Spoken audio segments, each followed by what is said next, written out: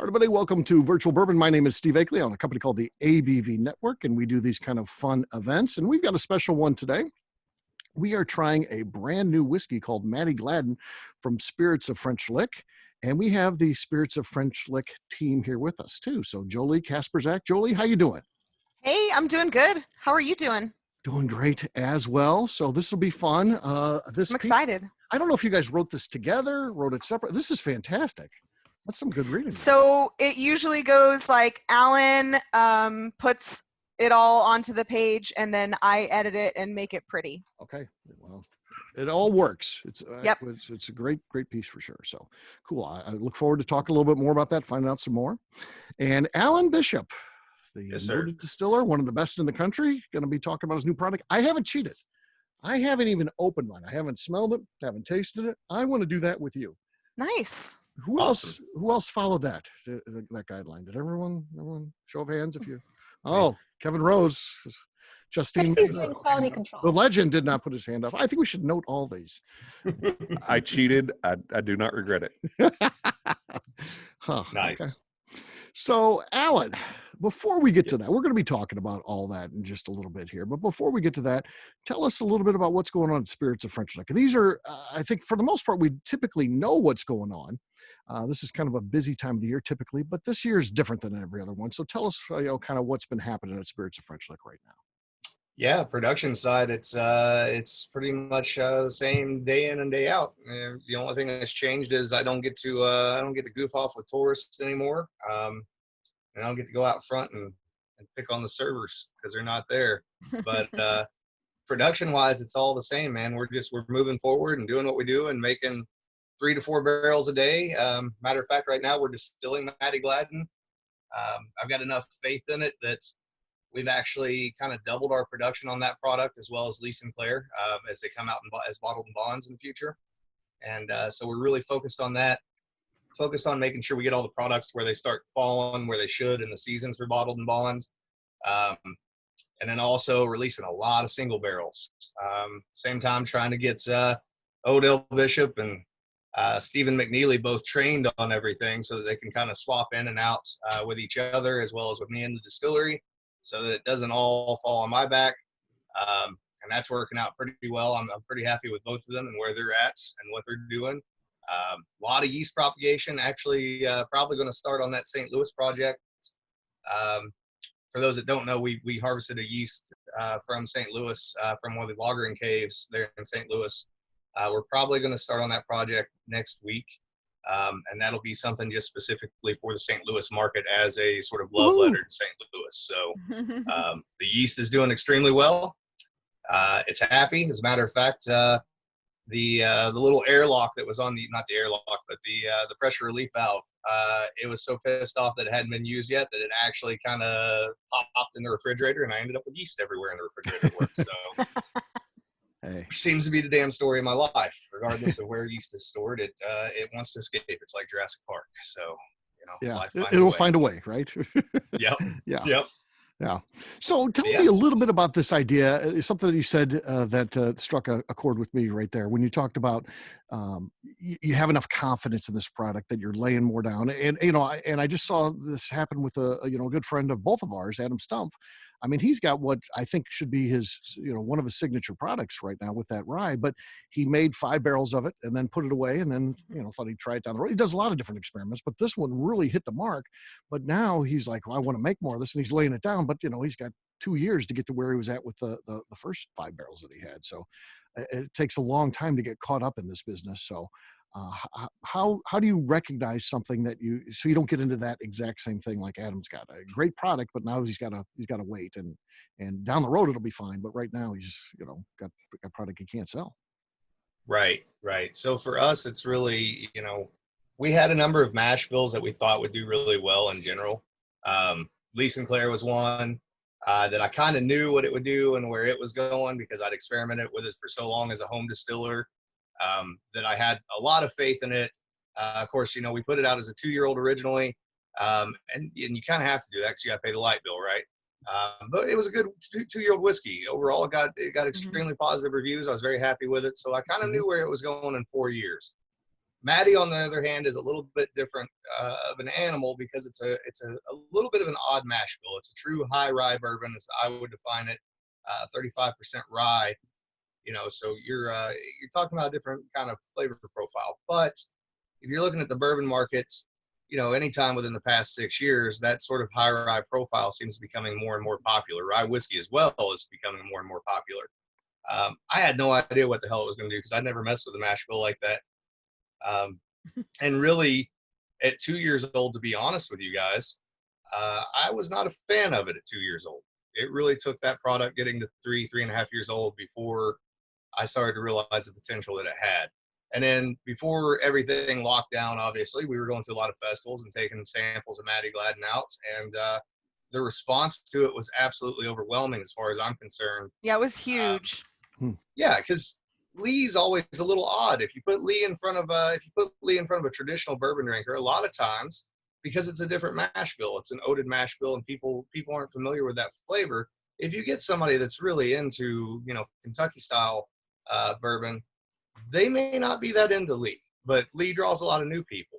So it was nice to actually have something that I didn't have to explain to people. You know what I mean? I could throw it out there and I'd pour a drink of it, and I knew exactly what the reaction to it would be because of how similar it was. Not similar in that we're making the same kind of product, but it hits those right notes for that crowd, in my opinion. And that's what I've told people from the get-go at Spirits of French Lick is that, what we have right now, because we chose to focus on wheat and oats in the beginning, may not be what you're into, but don't worry, we got stuff coming for you. So, and this is the first of those products that's actually been able to roll out that's designed for that crowd in particular. So after kind of seeing, previewing it with people, sending samples out and stuff, taking samples out into the market to liquor stores and also the festivals and seeing how people reacted to it, I really wish we had produced more the first couple of years than what we actually did. We've got plenty coming. There's plenty more barrels. There's actually another dump of barrels coming up we could get into in August if we needed to. So there are plenty more barrels. There'll be opportunity to buy single barrels out of that batch, etc. But truthfully, I wish I'd been laying down closer to 80, 90 barrels every season as opposed to 25, 30 barrels every season. Yeah. Yep. So we're going to talk about the whiskey, and we really want to get into that. But before we get to that, I do think we need to spend a little bit of time talking about the person, Mattie Gladden herself, because in this paper here, obviously a character. So what can you tell about, and how did she get on your radar? Is it just from the town this is still larger than life stories that exist and you wanted to get her in there, or was it where you were researching at least W. Sinclair and learned about her? How does she become the namesake for this whiskey? She's a local legend. Mm-hmm. Well, I've had a little bit of a love affair with Mattie Gladden for a long time. So she's from my county, and she was one of those figures that in a lot of ways in Washington County history and Southern Indiana history, because she was so outrageous, she got buried. Nobody knew the story, nobody talked about it because you go through the 1950s in particular, and that's pretty scandalous stuff. Nobody wants to admit that there was a brothel in Salem, Indiana on Main Street. So I came across Mattie's story probably close to 15, 16 years ago when I really got into doing reenactment stuff, and just kind of fell in love with it. I had to really do some deep digging with my buddy Jeremy Elliott up at the Washington County Historical Society to really kind of figure out her story. We're still finding out stuff about her.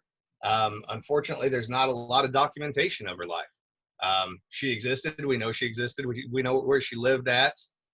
We know some of her connections, but as an example, when we talk about her and we'll talk about where she came from and all that stuff, we talk about her being married multiple times. We really have no record of her ever actually being divorced. So we don't actually know if anything after her first husband was legal or not. It may or may not have been. We have no idea whatsoever. But just to kind of give everybody a little bit of background, I think, Jolee, you sent that out to everybody, correct? The story. Yeah, everybody has that. Cool. The real quick overview of it is that Mattie was basically from Salem, Indiana. We don't know a ton about her parents. We don't know a ton about her life as a child. We do know that, when we talk about spirits of French Lick, we're talking about the spirits in the bottle, but also the spirits of the local place and the way they connect to one another. So we do know that Mattie, when she was a teenager, was a housekeeper for Mr. Sinclair, which is pretty interesting. Mhm. When she was about 17, she got married and quickly divorced. She then took off to Nashville, was married again. A few years later, the next record that we actually have, and I wish I had the records in front of me, but I don't. We kind of hear these rumblings and rumors from people and letters in town saying that, she started a brothel and this and that and the other. And they're not confirmed at this point in time at all. A little later on, when she moves back to Salem and meets up with her third husband, the rumors sort of start as she comes back into town, and she's building this big, nice house on Main Street that all the local ladies absolutely love and adore. But there's this nasty rumor going around that she was the owner of a brothel in Chattanooga and one in Nashville as well.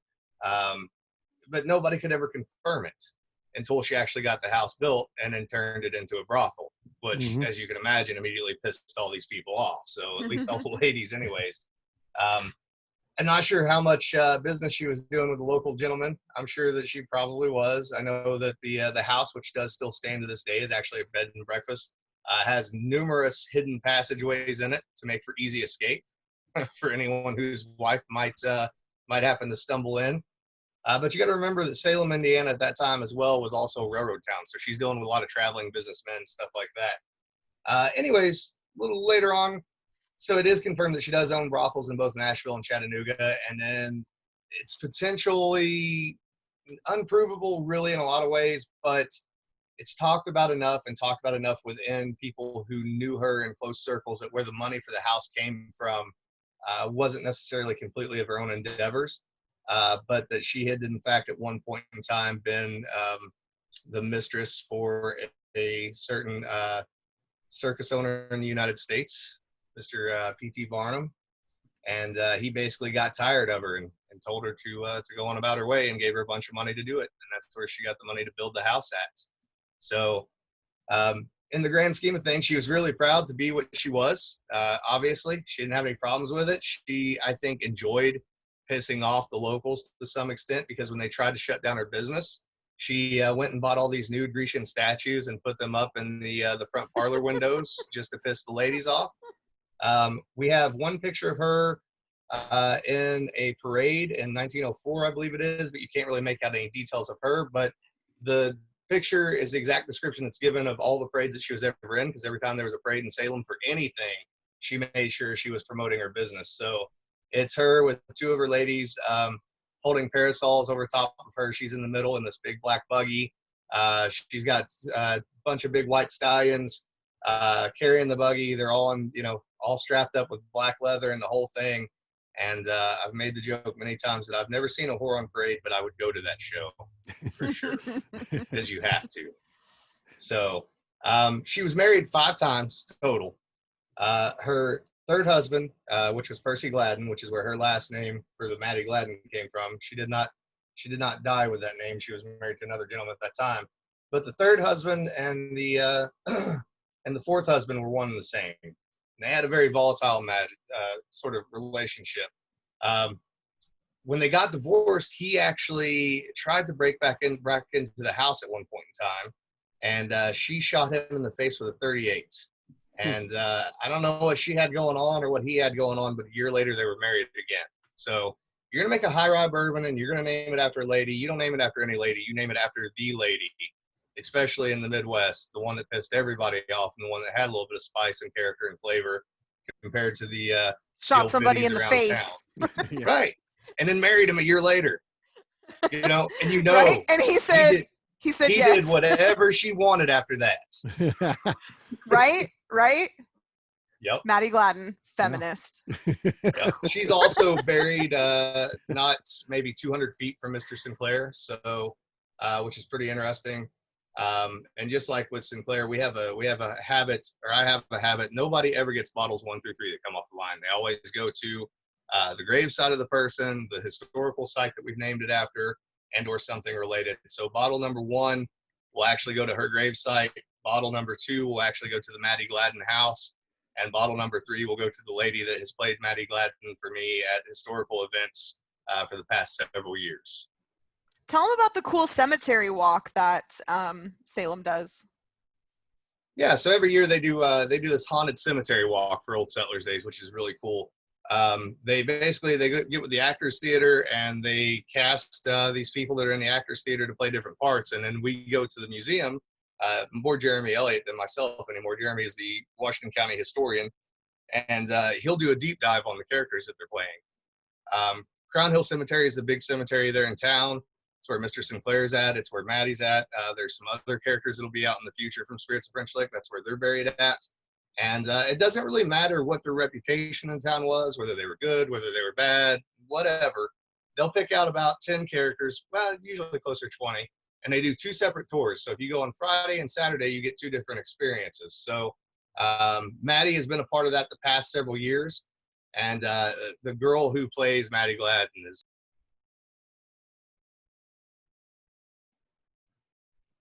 nails the part and absolutely loves playing it. And she will call people out. Like she'll tell the story of Mattie and how she was a madam and owned a brothel, and then she'll start walking around the crowd and being like, talking about the guys and being like, I'm pretty sure I saw you there last night. And if you're with a girl, she'll walk right up to the guy and like touch him on the chin and do the whole thing and make sure you keep my number in your little black book. And the whole deal, man. It's pretty impressive. She does the accent, the whole thing. It's awesome. And we had planned on doing a huge Mattie Gladden release party at Spirits of French Lick, and she was going to be a part of that.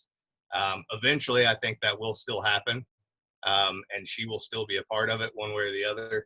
But man, she's just great at it. And that's the thing. It's a gorgeous thing when you can bring a Southern Indiana made product back to the forefront, but then also introduce some of that Southern Indiana history and flavor, and do it in a way where you're not making up stories about the characters that you're using. You're actually using what you can verify in history or what is most likely to have happened.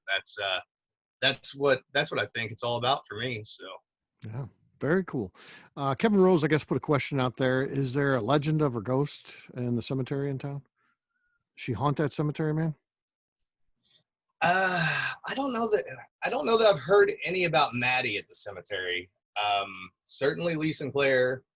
I have heard little pieces and bits here and there over the years about the Gladden house, particularly from people who were on their honeymoons at the Gladden house, having experiences. So, I mean, why not? If you're having your honeymoon in what was at one point in time a brothel, and you're the madam of the brothel, I don't know why you wouldn't mess with people on their honeymoon. Seems like a great idea, Yeah. I mean, it's right up there with that scene from Ghostbusters.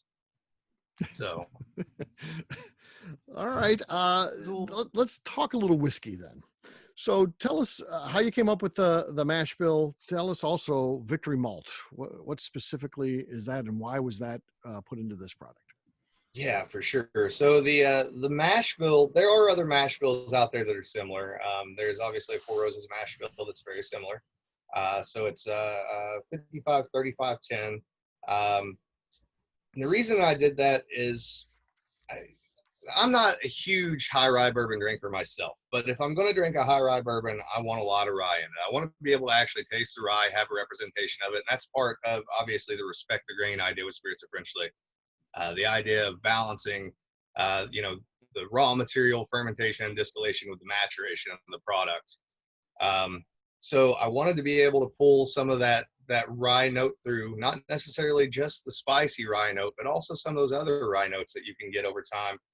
Sometimes you can get a little bit of like powdered cocoa out of it. Sometimes, and not in this case, I don't believe anyways, I don't pick it up. Sometimes obviously with MGP in particular, you can pull some dill notes. But there's also a lot of fruity notes in rye. And since we're using brandy yeast, it was all about trying to pull that out. So we treat this a lot like we treat Lee Sinclair. It's 2 cooks, so 2 600-gallon cooks that get, one gets done day 1, one gets done day 2 into a 1,200-gallon fermenter.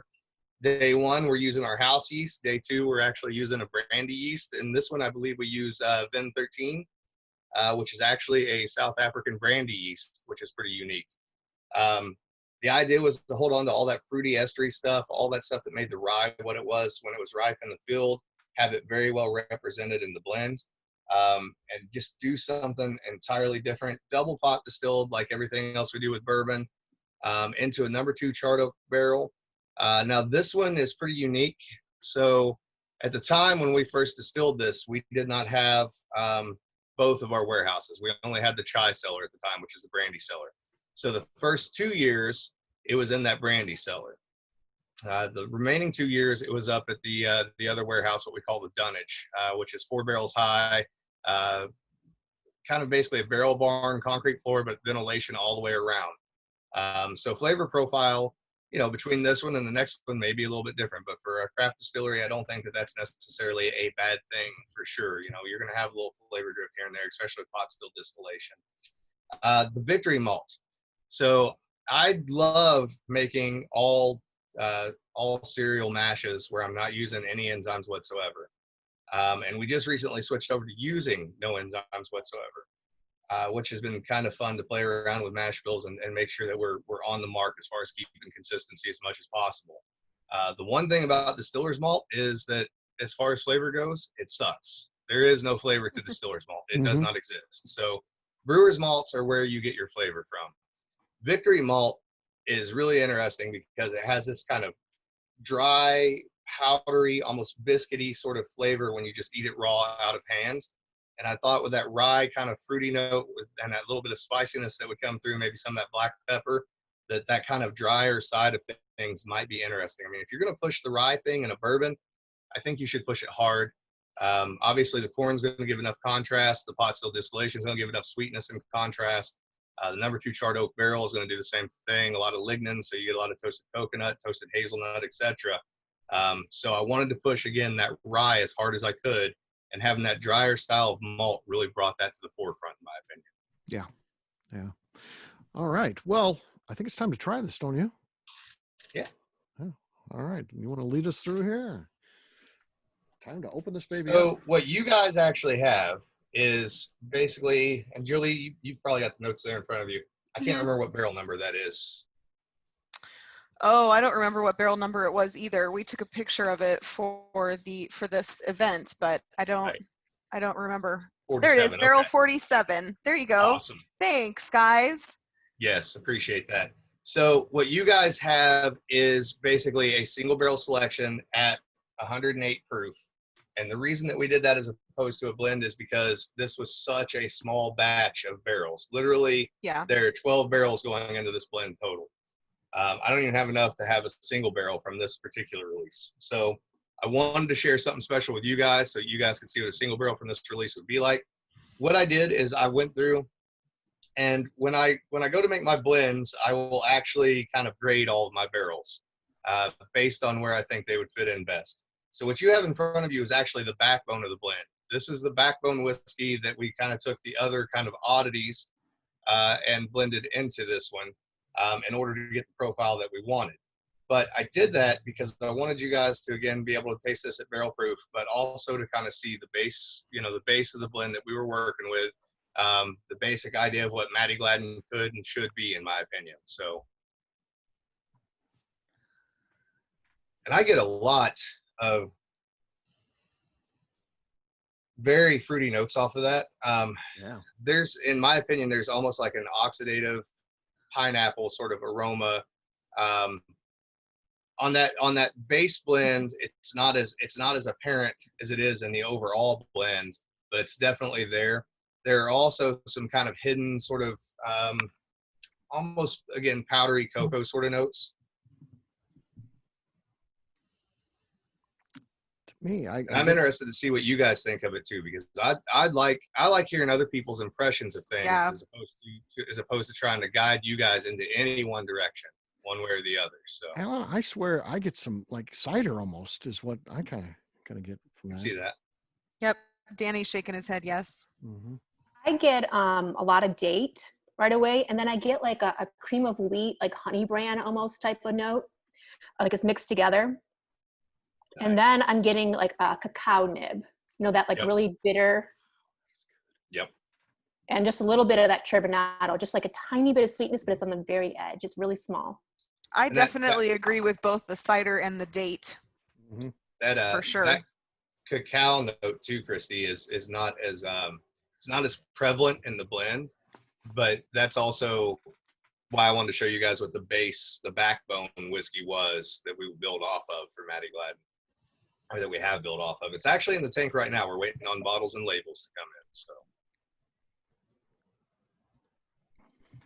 They're going to be awesome.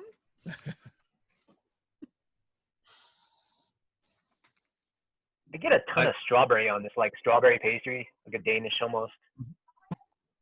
Yep. Yeah. I can see that. Almost even like Off almost McNew. like a Where's McNew? Why is she not on here? pine berry sort of aroma, the white strawberry. Texture. Yeah. I know. Yeah. She should be on here. Yeah. And she could tell I like us that the sweetness is up front. Mhm. Right up front, I feel like. A lot of bourbon, sometimes you don't get that sweet until the back, but you get that sweet and then it fades like all the way back on your tongue. And I also feel like that the nice thing about it is that while you get that dryness from the Victory malt on the finish in particular, which is where I get it from, and I know I'm skipping forward a little bit, it still has a nice mouthfeel. It's still incredibly full-bodied. There's definitely that pot still sort of element to it, and it's lingering as well. It doesn't go away very quickly. It's going to hang around for a little while. It's not a quick finisher. It's definitely still, it's obviously a cousin to Lee Sinclair. You know, they came off the same pot stills, aged in the same kind of barrels, but it's definitely a little bigger, a little bolder, a little heavier, and certainly more assertive than Lee Sinclair is, in my opinion. Yeah. That is fantastic. It's like a wrestling match of sweet and spicy going Yeah. on, which is cool. And when I talk sweet, it's like a pineapple popsicle or something too. It's like almost like that sweet, like a popsicle, but then it's that spice comes in, and you get a lot of even some savory in there too. So Yes, definitely some savory notes, and that OK yeast does, or not OK, but Vin 13 did exactly what I expected it to. As far as pulling those fruity notes to the forefront. Again, you know, we don't want to be in the same category as you know, any of the big Kentucky guys. We wanted to do something in the same vein, but we don't want it to taste the same as what they're doing. And obviously the pot still distillation, the Victory malt, the brewer's malt, that definitely sets it apart a little bit. And the number 2 charred oak barrel. mm-hmm. I didn't see that comment pop up too. I keep missing comments. I see where people comment and then I miss them. I catch it out of the corner of my eye. Matt said he could swear that it has oats in the mash bill. Because Nope. I think that I know, but I agree that there is like that baked. Yep.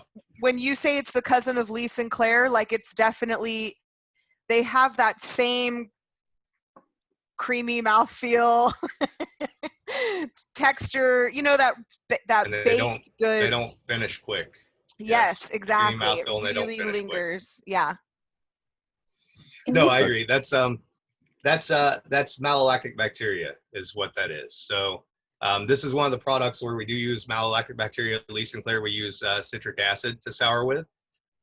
This is definitely so it kind of gives you an idea. Everybody's talking about sweet versus sour mash right now, and I tell people it's hard for us to explain what we do because we don't sour mash, but we don't sweet mash by the modern idea of what that is either. We use either citric acid and or malolactic bacteria. And so Lee is done with citric acid. This is done with malolactic. A lot of that mouthfeel is coming from that malolactic, but then also some of those earthier, darker notes, particularly at mid palate and the back of the palate, are definitely from the malolactic bacteria. Almost even that nutty sort of note that you can get at the middle, almost like a Brazil nut sort of note. Mm-hmm. Brian Murphy makes a good point. He mentions the white pepper, and you definitely get that in the tip of your tongue. Whereas in the back of your throat, you get more of that red chili flake because it seems to, like, rather than going back and getting into your chest, it pillows in the back of your throat and it hangs there like mousse. Mm-hmm. Yep. I got a creamy, like almost a custard out of it. I can see that. And I think that there is, when you mentioned being the cousin to Sinclair, it's almost like that mouthfeel is as much a connection between the two as anything to me. Yeah. Mm-hmm. Yeah, and that's something that I think that you'll probably see in just about all of our products as far as the bourbons go. That mouthfeel is very much present in all of them, either from a grain source or from malolactic bacteria. Sometimes the barrel can contribute to that as well, but that's something I'm fond of. I like whiskeys that hang out for a good long while, and have some texture to them. You know, I like even if whiskey's incredibly light, I like it when they have some texture to them and they hang around and let you know you're drinking. Oh, When let in me the ask. process, I was just going to ask that, Lenny. Damn you. so on the malolactic, day one we don't add malolactic. So day one we let the house yeast get up and going. Day two we add the brandy yeast. Day three, typically, not always, but on Mattie Gladden, day three is when we add the malolactic bacteria. I like to let the yeast get up and going and eat through a decent amount of sugar before I add the malolactic bacteria. After that, fermentation on this is usually 85, 86 degrees, right at 4 days.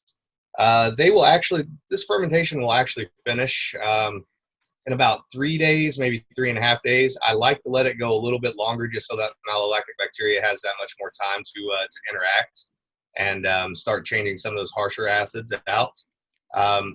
So, you know, you can go too far. If you go, 5 or 6 days, you can end up with some really odd notes that just don't work at all for whiskey. But there's a nice little middle ground of, 12 to 24 extra hours of allowing that bacteria to work that can give you a lot of that nice earthy tones and aroma.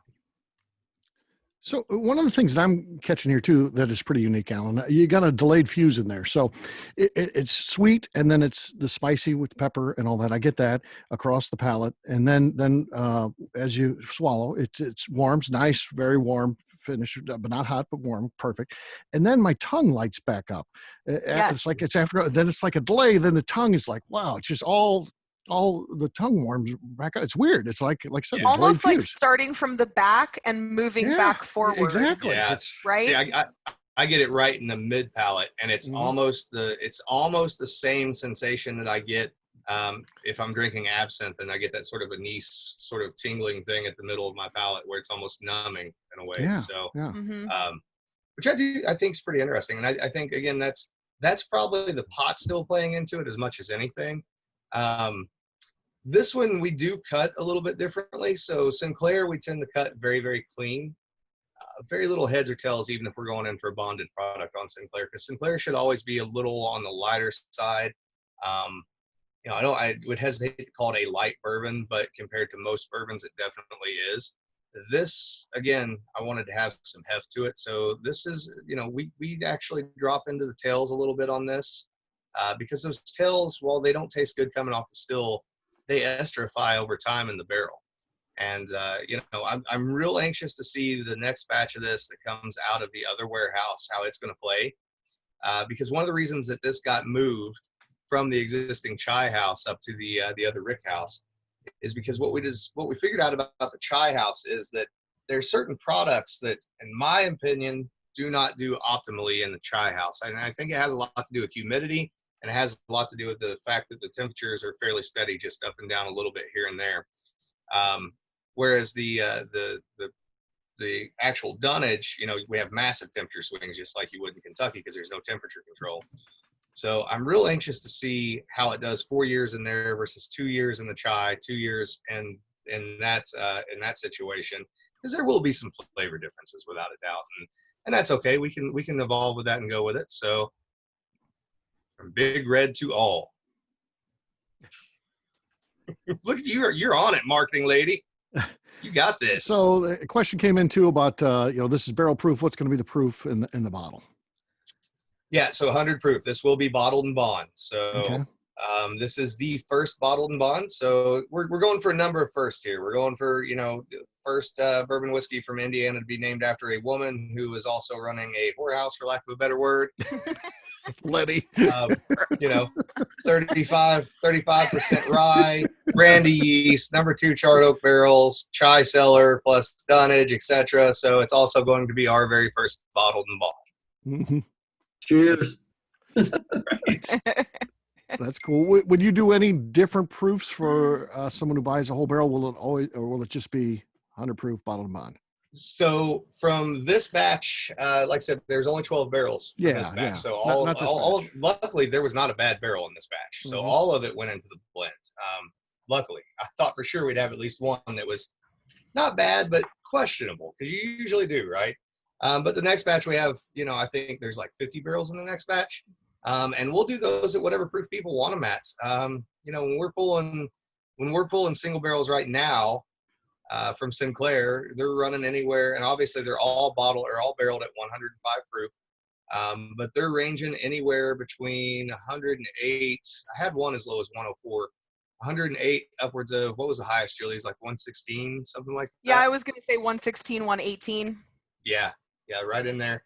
And then let's call it 2 years from now, the Mattie Gladden is actually the focus of the alternative yeast experiment as well. So the Spring Mill yeast that I talk about often came from Spring Mill State Park Daisy Spring Distillery, the McCoy yeast, which came from the McCoy Distillery, the sourdough yeast that we use, etc. Mattie Gladden is what we experiment with on those different yeast strains, because again, it's most like a traditional bourbon of anything that we make. So hopefully in the future, you'll be able to buy barrel selections of those different yeast strains where nothing else has changed other than the yeast, and then the entry proof is at 118 as opposed to 105.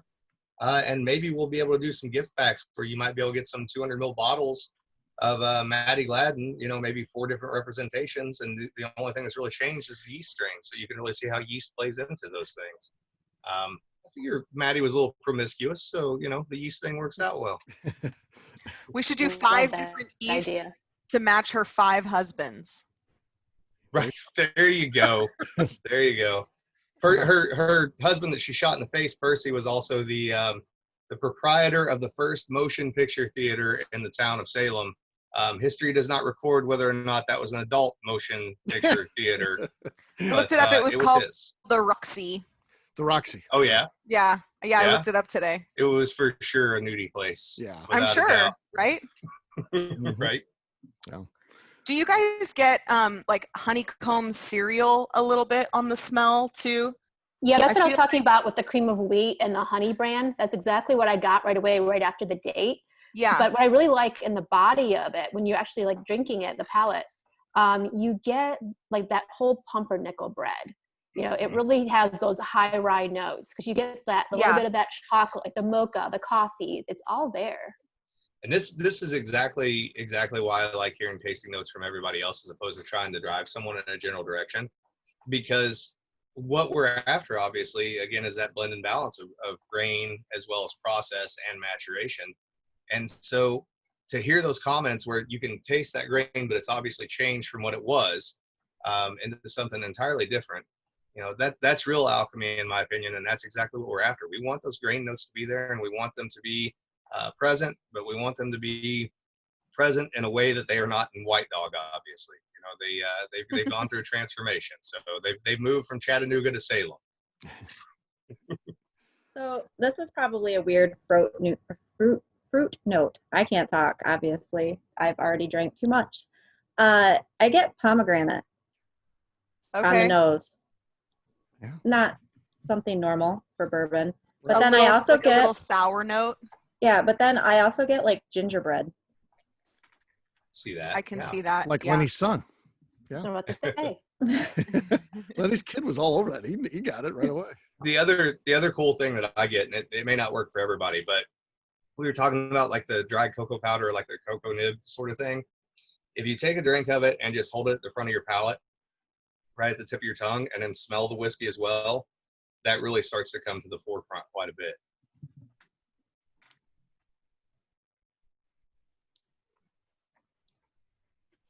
Hey, I had a question. I'm in the middle of production, so I'm not showing video.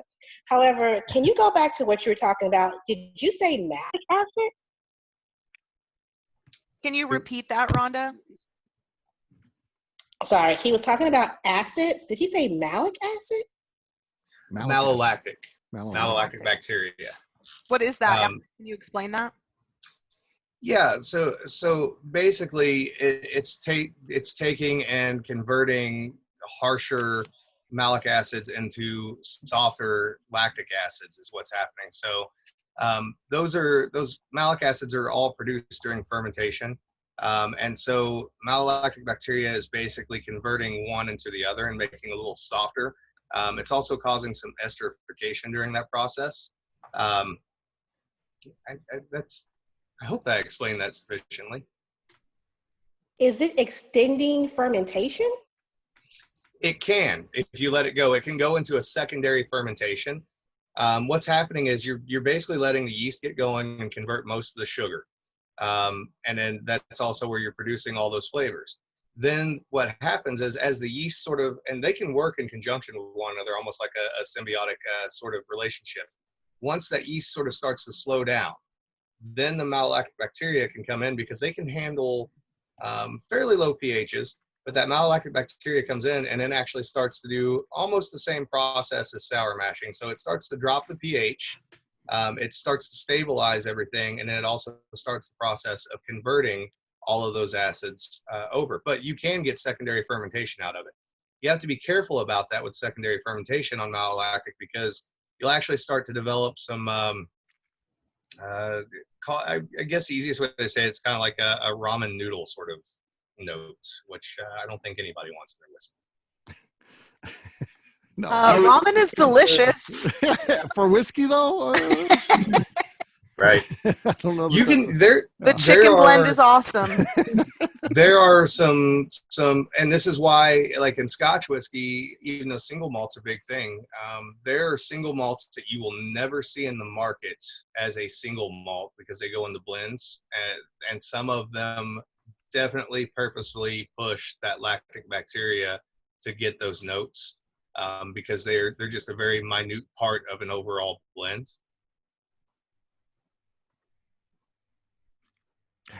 Again, Lenny just is one half step ahead of me. He keeps asking the exact question I was going to ask. So, I mean, I would answer it, but yeah, go ahead. Right.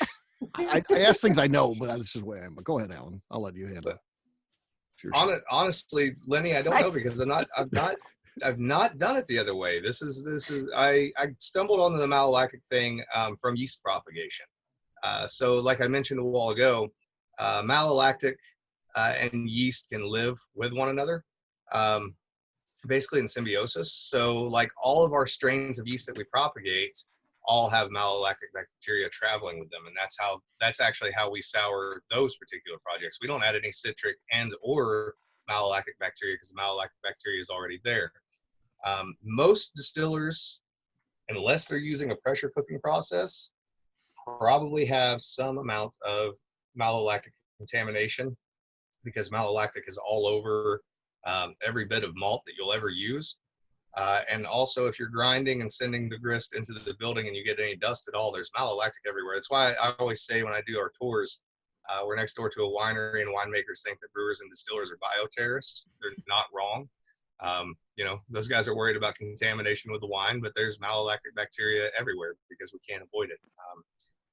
I don't really have a great answer for that, Lenny, because I've not ever done it any other way. I mean, I've sour mashed, in pretty much every possible imaginable way that you could, including the pre-prohibition letting lactic build up in the spent mash, etc. But I've not ever done that comparison. Yeah, and experiments in long-term maturation are always hard. Like you mentioned, having, wishing you had done more than 30 or so barrels. Mm-hmm. Yeah, but if you start splitting that with, lacto versus malolactic. But it's interesting. I never contemplated the presence or if there's more malolactic versus lactobacillus just occurring in grain dust or whatever's naturally being carried over. I'm kind of curious now to, shoot some stuff over to a lab maybe. Yeah. I'll tell you something else you can do too, Lenny. If you just take some malt and grind it up and take it through a cook, take it up to 145, 148, and then let it set. You can cover it over with an airlock if you want to, but if you let it set and let it ferment of its own accord, don't add anything to it. Once it's dry, and of course I'm not looking at this under a microscope, although I have the equipment that I could. Once it's dry, taste that mash and see how sour that mash is compared to one that you do with, a control. because it's insane. The pH, I've had the pH on stuff like that before down in the 2.5 range, which is insane. Now we don't go that low at work, Now, but at home, yeah, it's crazy how far it'll drop. Cool. Yeah, Thanks. good questions. Yeah. What other questions you guys got? You can send it in via the text thing, or you can just open up your microphone. It's a small enough group, easy to manage, so you feel free to come in live if you like. Big Red, where's your hat? Huh? You've been on me for 2 weeks about wearing a bandana. Here I am, hat, shirt, He's got the whole correct thing. hat on, the correct shirt. She's got the shirt, I guess. I guess that's okay. Yeah.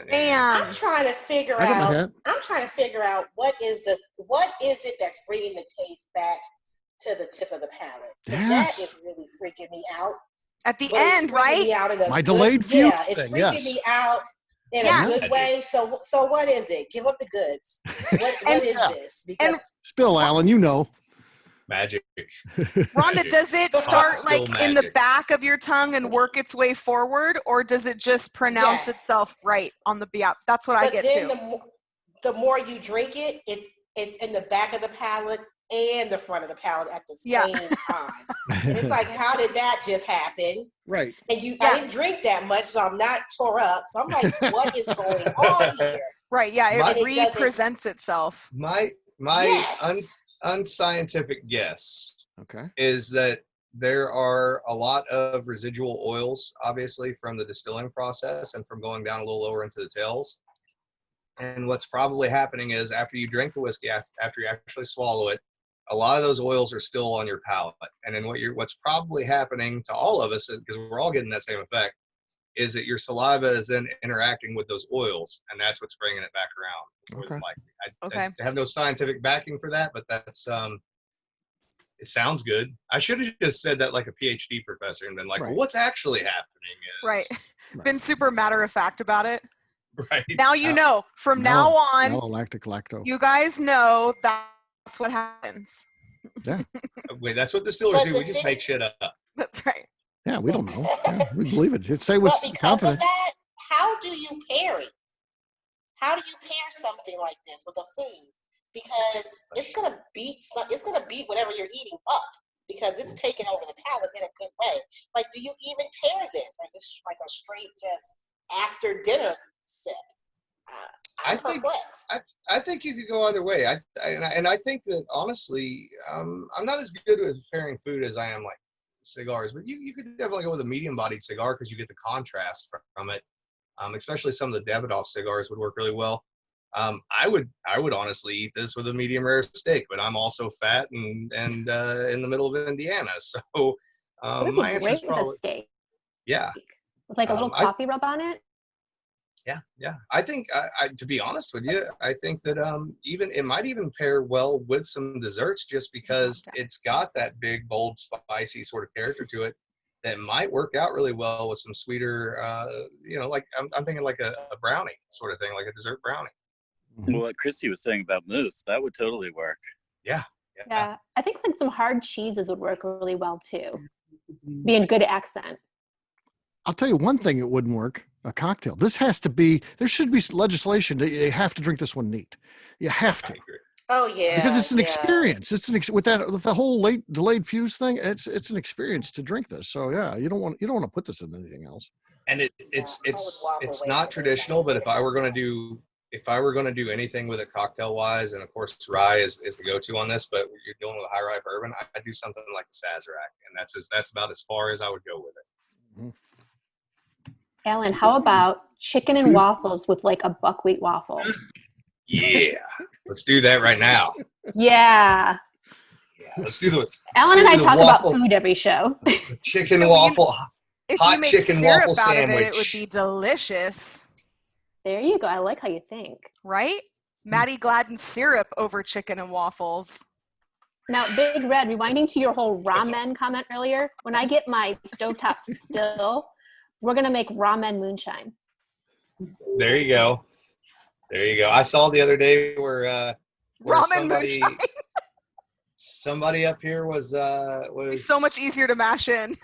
was giving away like hundreds of gallons of milk because of everything that's going on. And I'll be honest with you, the home distiller in me was like, there are other countries where they ferment and distill milk, but it sounds disgusting. But Ew. you could. Oh, You could. That sounds terrible, Alan. it does sound terrible. It Yeah. does, but it's a tradition in different places.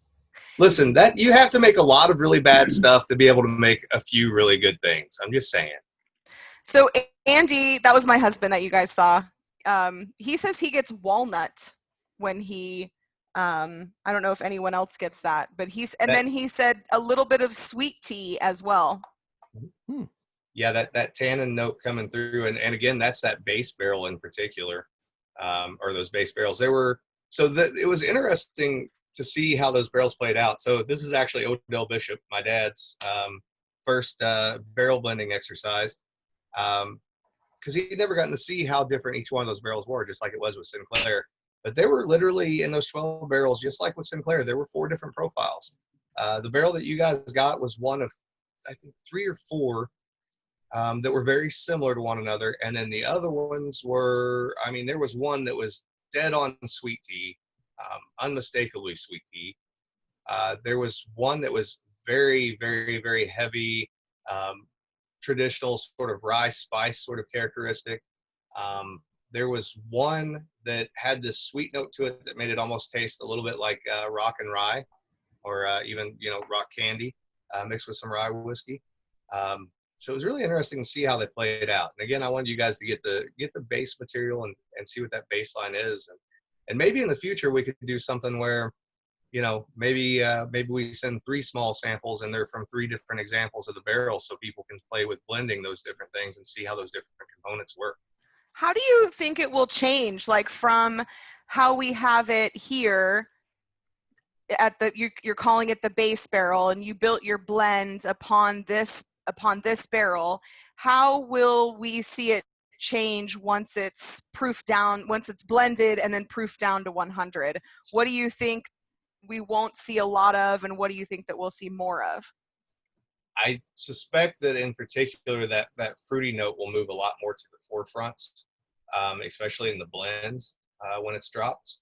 I still think that those tannic sort of notes are going to be there, but they're going to be a little bit more subdued because that fruitiness is going to be a little bit more to the forefront.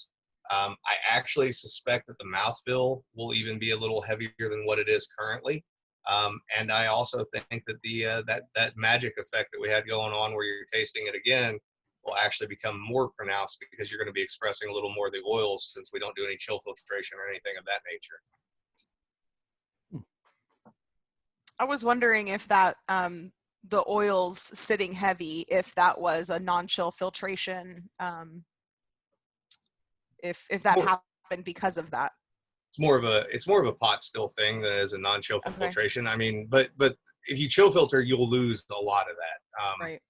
And there's nothing wrong with chill filtering. It just often with chill filtering, you get more of a straight line sort of effect as opposed to the full spectrum of the flavors that were actually there. It doesn't mean that it's better or worse. Some products definitely benefit from it, in my opinion. But I don't think this needs anything like that. I think this is it's just exactly where I need it to be. And I will say again that the first 2 years that this was in the barrel, I didn't know that I was going to be happy with it. I didn't know that I wanted to do anything with it. So I've been very pleasantly surprised by how this has turned out and people's reaction to it.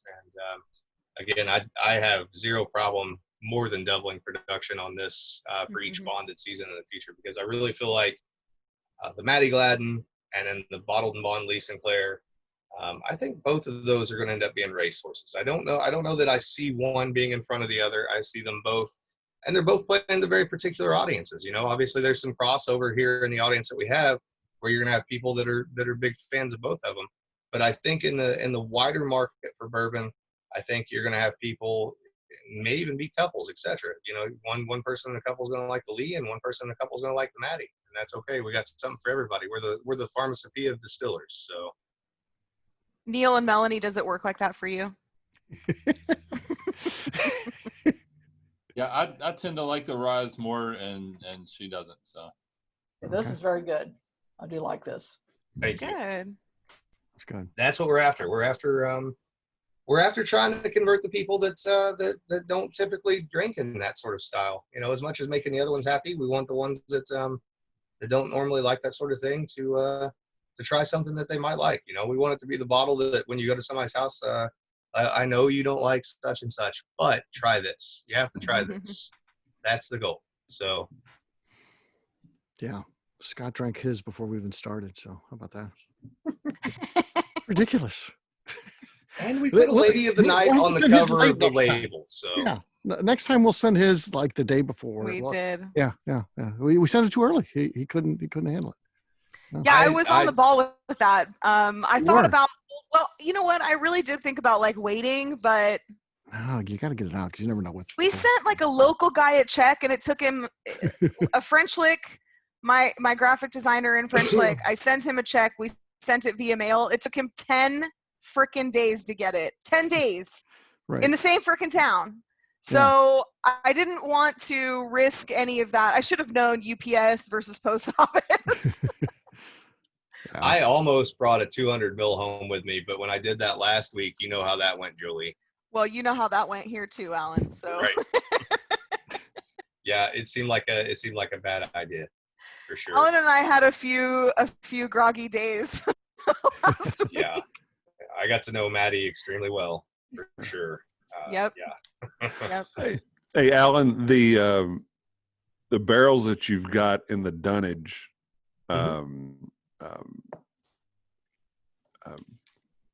Kevin right will now, know exactly where they're at. Yeah. And if he gives a chainsaw, can get in there. What's the security around the building What's like? the code? Seems pretty lax. I've been up there. You've not seen the attack emus. All I'm going to say is don't go in the tall grass, boys. Don't go in the tall grass. The barrels that you're aging, that have been aging from the beginning in the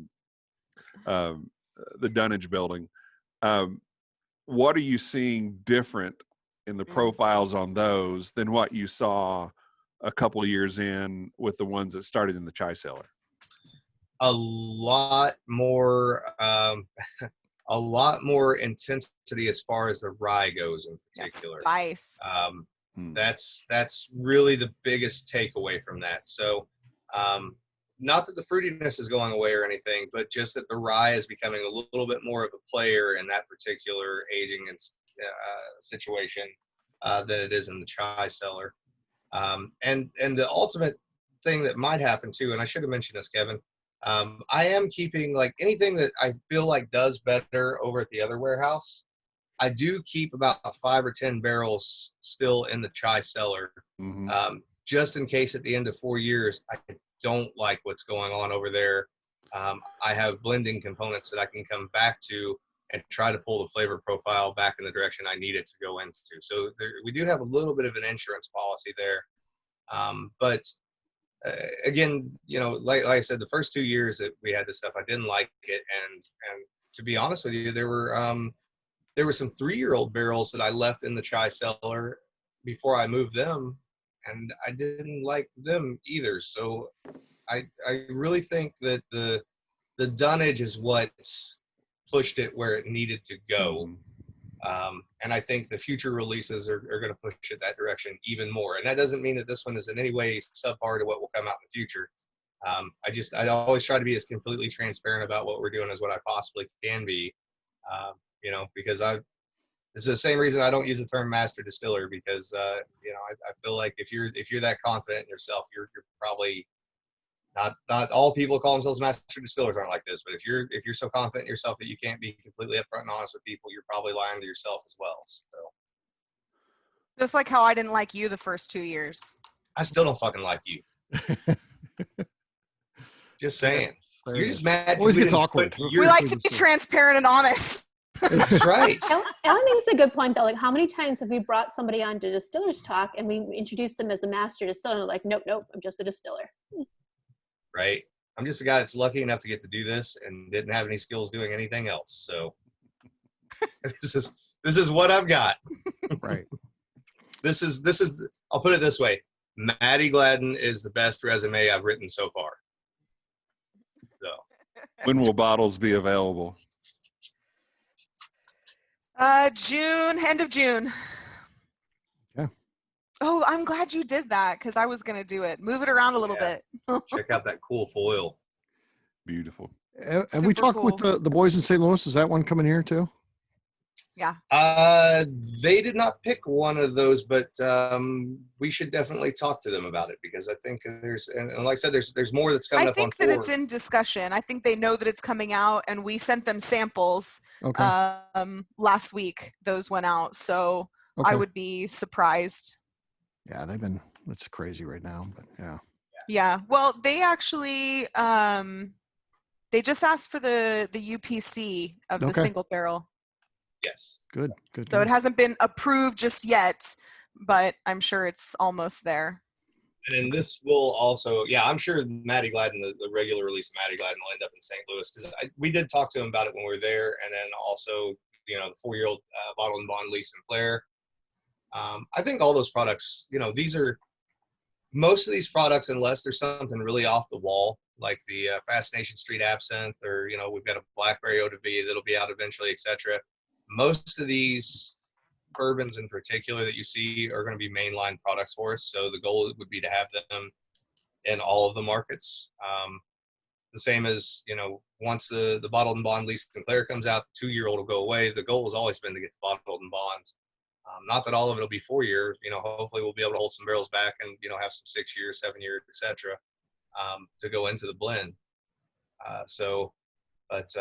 Mattie Gladden and Lee, those are going to be, in my opinion, those are our 2 race horses until we get into next year, where you'll see us roll out with our rebranded wheated bourbon and also our rye whiskey. Do you, Alan? I always ask this question on Instagram. Do you ever see releasing any barrel strength in the future? Yeah, I wouldn't. Like we release our own single barrel, or we release like a main product at barrel strength? Yeah, I think both are possibilities. I don't know why we wouldn't if they do well. I mean, 4-year rye. Yeah, I'm getting there. So yeah, I wasn't saying you had to answer that right away. You zip it. Listen. Still trying to answer your first question, lady. I drank 2 ounces of Mattie Gladden, and so we're on it now, buddy. Fired up over there, huh? Huh? Fair enough. I don't see why we wouldn't do that if the opportunity arises. I would love to do some stuff like that. I mean, it may not even be something that's it may just be a limited release, but I don't know why we wouldn't. So it seems to make sense, and our barrel proofs, even at an entry of 118 for the alternative yeast stuff, they're not going to be ridiculous where you can't taste anything. So, what are you doing over there, Jolee? Huh? None of your business. This is just between me and Kevin. I don't know what your problem is. Kevin doesn't even like you. He's my friend. Jeez. It's not yes, true. we are, as Jolee said. Yes, it will be a 4-year-old rye whiskey. For sure. So also named after a local character, Solomon Scott, who was a bootlegger, kind of a folk hero who lived in the same time period as Mattie Gladden. And who knows, maybe might be a connection there. I think everything that we release from 2020 to 2021 will all be bottled in bond. All the main products will be released at 100 proof. Yep, 4 years old, 100 proof. When does the P.T. Barnum whiskey come out? Well, there might be a little bit of a copyright issue with that one. Yeah. What's interesting, though, is that, Charles Ballard, who was there in French Lick, who eventually we will name a whiskey after, once that name is, out there and available. He owned all the circuses in the United States except for that one. And then meanwhile, down the road from where he lived at is this lady who got all of her money from that one. So, right.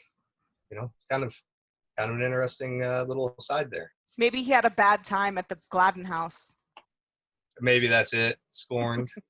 Did you guys click on that link? Because I tried to link pictures into that document that I sent you guys. So if there's if it's blue, then it's linked to either an article online that will give you more information. But I tried to, you should be able to click Queen Anne style house, and it'll take you to the Gladden House website where you can see what it looks like now and how it's a bed and breakfast and the owners and all that It's stuff. like Wikipedia. I know. It's I for sale was really right excited. now, by I the way. tried to add as much information You as just I get could. lost in this thing, yes. I know, yeah. For I anybody probably spent looking, way too much time doing it this morning. for anybody looking to start a new brothel, the Gladden House is for sale. Okay. So, also, I don't know if you guys noticed or not. Did you hear that weird feedback, or was that Jolee speaking again? Oh, it was Jolee It speaking. was the Hellcats meowing. Right? Awkward silence. Yeah. I know. All right. Any other questions for Mr. Alan Bishop, Jolee? Jolee's got her own podcast too, if anyone wants to ask her about that. Yeah. She's a star. No one has questions for me when Okay. Alan's here. He just Okay. upstages everything. Right. Okay. Sure thing. Hey, Jolee, I got a wish you- question for you. Oh, look I at have a that, question. Alan. This will be well thought out. Not. No, Yeah, it's not. It really isn't. No, he's here till next Thursday, folks. Try the veal. Kevin and his routine. Yeah. No, I do have actually have a question. Will there be barrels of the Mattie Gladden that'll follow? How quickly will you be able to go into a single barrel program with that In the fall, I believe. in the fall? Unless somebody wants something that's under 4 years. Mm-hmm. So there'll be 4 in August. But truthfully, flavor profile wise, this was what we have now it's pretty on point at 3.5 years old. So, I mean, the next batch is right behind it. So. Mm-hmm. Yeah, not too long. It's June is Mattie, July is the 4-year-old Lee, and then August is the next batch of Mattie. Wow, terrific. Right. Anything else about this product or Spirits of French Lick, the town? Thank you for a great tasting. This was awesome. Yeah, really good stuff. Good. I'm Impressive glad you product. Guys. Yeah. Thanks for having us. Really enjoyed it. I appreciate the opportunity to put this stuff in front of you guys and see what you guys think of it for sure. So it's obviously, our connection to the ABV network is pretty special to us. So being able to put it in front of people from the ABV network is incredibly special to us, especially since we can't get together and do our release party right now. So Yeah. next best thing. So. That's cool. Yeah. And then quick COVID update. So we are reopening our restaurant and tasting bar on Monday, June 15th. We are going back to regular hours, which are like Sunday through Thursday, 11 to 5, Friday and Saturday, 11 to 9. The hotels will both be open and the casino. So I think a lot of the town is reopening June 15th. We talked to